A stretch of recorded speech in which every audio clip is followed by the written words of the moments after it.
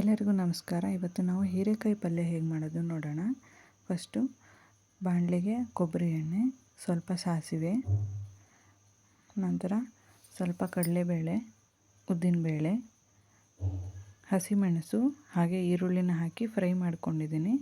ಈಗ ಒಂದು ಟೊಮೆಟೊನ ಹಾಕಿ ಚೆನ್ನಾಗಿ ಫ್ರೈ ಮಾಡ್ಕೊಳ್ತಾ ಇದ್ದೀನಿ. ಸ್ವಲ್ಪ ಅರಿಶಿಣ,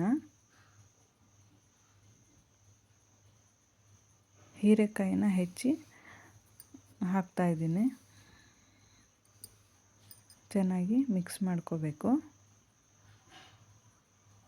5 ನಿಮಿಷ ಮುಚ್ಚಳ ಮುಚ್ಚಿ ಬೇಯಿಸಬೇಕು. ಇದಕ್ಕೆ ನೀರೇನು ಹಾಕಬಾರ್ದು, ಅದೇ ನೀರು ಬಿಟ್ಕೊಳ್ಳುತ್ತೆ.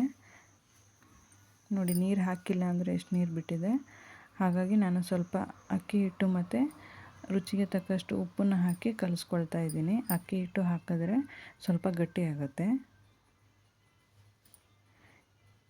ನಂತರ ಸ್ವಲ್ಪ ಕೊತ್ತಂಬರಿ ಸೊಪ್ಪು